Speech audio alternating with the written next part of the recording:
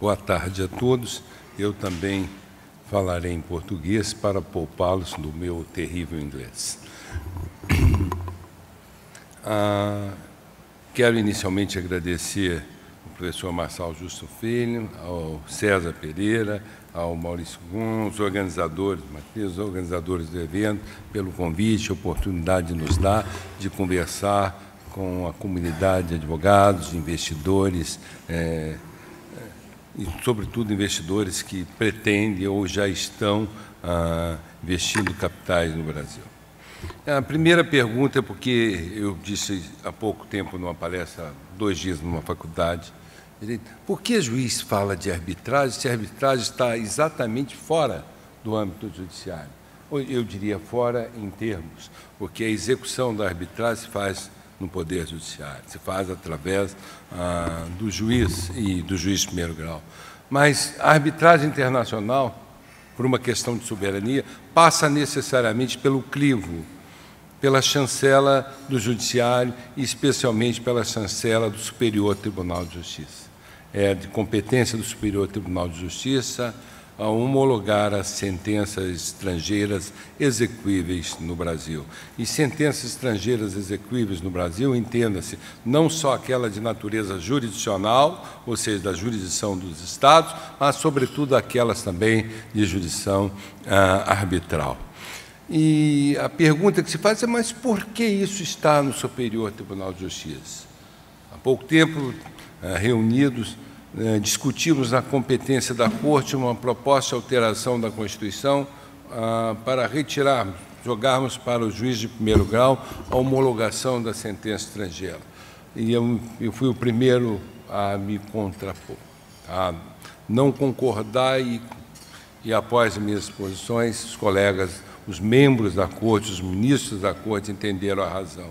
Porque nós não podemos ter, num país que precisa de investimento, num país que está trabalhando assiduamente para preservar ou garantir a segurança jurídica, ele não pode ter 12 mil juízes ou 2 mil juízes homologando sentenças com decisões díspares, com decisões divergentes, colocando em xeque o fator que a arbitragem precisa, segurança jurídica.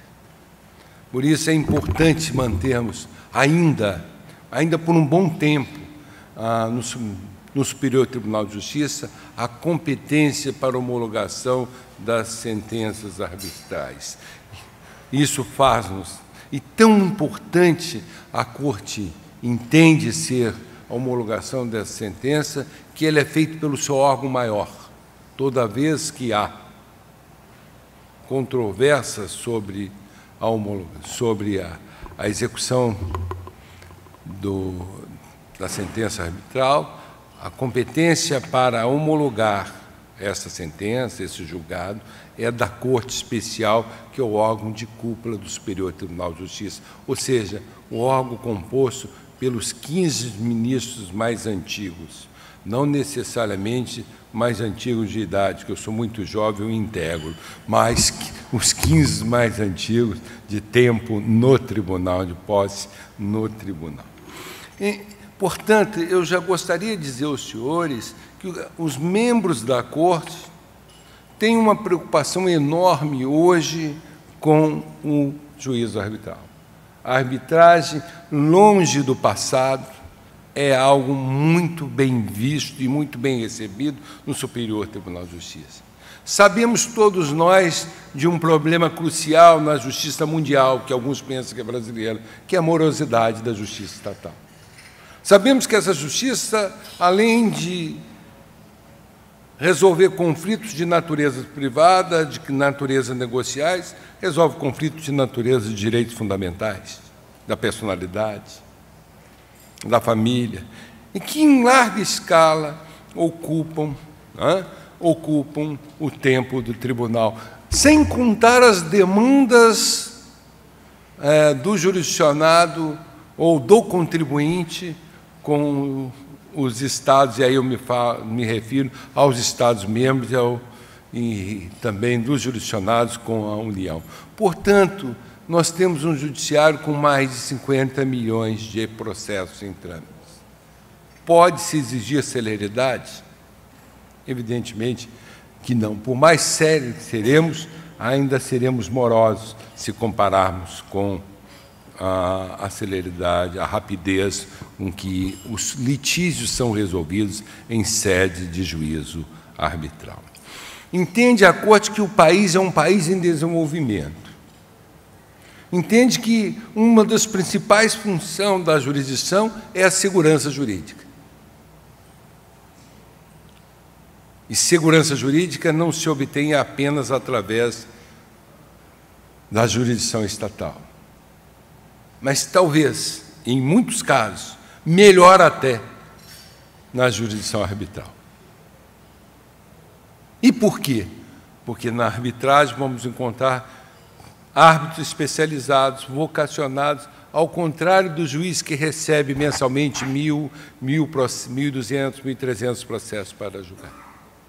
Não se pode conceber que um juiz de uma vara, seja federal, seja estadual, dado o volume de trabalho que recebe, possa parar um mês sequer, um mês, para ficar decidindo apenas uma demanda, por mais importante que ela seja.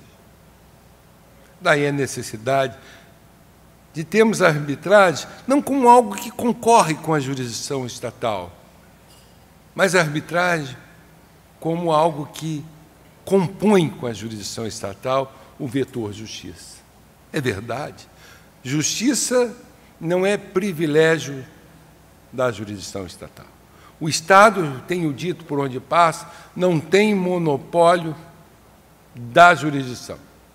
O Estado não tem monopólio da justiça, perdoe. Ele tem o monopólio da jurisdição. A justiça se obtém pela autocomposição, pela arbitragem e também, por vezes, pela jurisdição estatal. Daí a importância, repito, na Corte, a importância tem dado à Corte Superior Tribunal de Justiça a arbitragem. Temos tomado todos os cuidados no julgamento das homologações de sentença estrangeira. É princípio norteador do Instituto da Arbitragem que a jurisdição estatal não intervenha, não mexa, não questione o conteúdo da decisão. Nosso controle se faz apenas no aspecto externo da legalidade. Deu-se oportunidade às partes de defesa, a decisão não contraria a ordem pública, assegurado o contraditório, nada mais tem o juiz que fazer.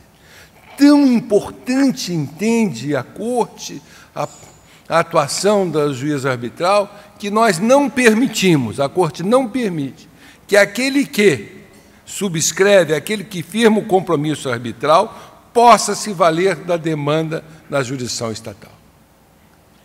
Ajuizado, ou seja, firmado o compromisso arbitral, a parte subtrai o seu litígio da apreciação estatal, salvo se ambos os contratantes revogarem o compromisso arbitral. Fora desse espectro, não temos como socorrer, na via da jurisdição estatal, os conflitos de interesse ou os litígios. O mérito do litígio na arbitragem é do juízo arbitral, que não sofre controle interno, que não sofre controle de conteúdo ou material pela atividade homologatória, que é meramente procedimental do Superior Tribunal de Justiça.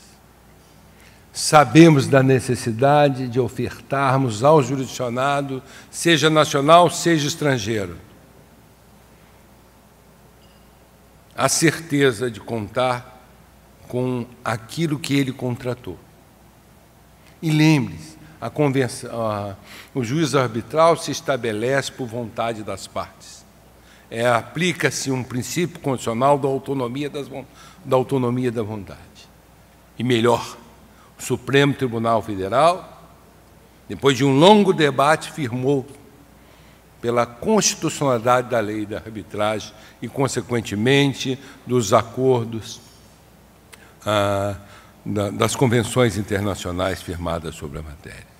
A nossa lei, aplicada conjuntamente com a Convenção de Nova York, que é uma convenção extremamente importante, e que nós reconhecemos como incidentes no direito brasileiro, até porque o Dr. Maurício Gum vive me questionando por que o STJ não fala na Convenção de Nova York. Já começamos a falar. É porque os advogados que levam homologação o fazem exclusivamente com o SPEC na lei interna, na lei nacional. Mas a lei nacional, na realidade, adota em tudo e por tudo os princípios da Convenção de Nova York. Então, se observarmos bem, a nossa lei é uma adoção da Convenção de Nova York, do Tratado de Nova York. Portanto, nós temos essa preocupação hoje no Superior Tribunal de Justiça. A Corte tem decidido reiteradamente que quem opta pela arbitragem não tem direito assegurado de levar o seu litígio à apreciação do Estado, da jurisdição estatal. Toda ação assim veiculada é extinta sem julgamento no mérito, porque a Convenção da Arbitragem importa na subtração do litígio, do conflito, da apreciação da jurisdição estatal. Maior preocupação temos tido na agilidade agora do julgamento dessas homologações, porque sabemos que grandes conflitos ou grandes questões, ora de grandes empresas, ora de empresas privadas, ora de empresas estatais, que também podem, desde que exerçam atividade econômica, podem se valer da arbitragem. Isso necessita, portanto, de decisões rápidas, de um pronunciamento jurisdicional célere. E o exemplo mais típico que eu tenho mencionado no Superior Tribunal de Justiça: quem compraria uma ação de uma grande empresa cuja solução está entregue, de um conflito do controle acionário, está entregue à jurisdição ordinária estatal? Ou quem compraria se tivesse a decisão ido para o juiz arbitral e a homologação da sentença do Superior Tribunal de Justiça demorasse como demorou já no passado no Supremo? 5, 7, 10 anos. Evidentemente, ninguém investiria. Investimento importa em cálculo do risco legal. Dentro do risco legal situa-se a segurança jurídica, aferida pela previsibilidade, pela certeza do procedimento da Corte, pela coerência das decisões. A previsibilidade se mede exatamente por essa coerência. E essa coerência não pode faltar, principalmente se tratando de homologação de sentença estrangeira. É por essa razão que não podemos pulverizar essa homologação de sentença estrangeira pelos diversos juízes integrantes da justiça brasileira. É preciso ainda, e penso que por um bom tempo, e quiçá por toda a vida, que essa homologação fique restrita ao Superior Tribunal de Justiça. Eu disse que ela ganhou um upgrade, saiu do Supremo e foi para o STJ, que é um tribunal mais charmoso. Mas não só por isso, porque ganhou em agilidade. Inegavelmente, hoje se homologa num prazo infinitamente menor do que se gastava no Supremo Tribunal Federal, quando este Supremo Tribunal Federal, antes da emenda constitucional 45, era o detentor da atribuição ou competência de homologar a sentença estrangeira. Portanto, já foi o tempo no Brasil em que a jurisdição estatal, o juiz brasileiro, repelia, tinha ojeriza a arbitragem. Hoje, pelo contrário. Nós estaremos fazendo, no mês de dezembro, um seminário de arbitragem para os juízes federais. Será promovido pelo Centro de Estudos Judiciários do Conselho da Justiça Federal, sob o comando do Corregedor-Geral de Justiça, que neste momento sou eu. Exatamente preocupado com que os juízes brasileiros alarguem seus conhecimentos, tirem qualquer resquício de preconceito contra a arbitragem. E, principalmente, porque são eles os executores das decisões depois de homologadas pelo Superior Tribunal de Justiça, principalmente em razão disso, principalmente pelo dever que terão de resguardar o princípio da fidelidade do título, de não poder, em sede de embargos a essas execuções, inovar a decisão proferida em sede de arbitragem, é que nós estamos trabalhando. E, aliás, trabalhando apenas para aperfeiçoar, porque a consciência jurídica brasileira, a consciência do juiz brasileiro é de que a arbitragem é algo necessário, indispensável, como meio de aprimoramento da justiça no Brasil. Em dezembro, os juízes federais do Brasil todos serão reunidos em Brasília, exatamente num seminário sobre arbitragem, que estamos contando com a colaboração do Dr. César, do Dr. Marçal, Dr. Maurício e vários outros, onde estaremos, eu e mais os ministros da área de direito privado do tribunal e alguns do direito público, sentados com os juízes federais, tratando de um tema tão importante para que nós possamos atrair aquilo que é necessário, a infraestrutura que se precisa de construir no Brasil. O capital estrangeiro, o capital privado, que só lá aportará se tiver certeza de que nós temos um tribunal que garante as regras contratadas, que garante a firmeza dos contratos, ou seja, que faz valer o contrato como a lei entre as partes. Mais do que isso, garanta uma justiça séria e eficaz, que não comprometa, que não ponha em risco os investimentos de um capital que chega e sai e que volta sempre mais do que sai, quando encontra uma ambiência de segurança jurídica. Muito obrigado pelo convite. Eis em síntese o que eu tinha.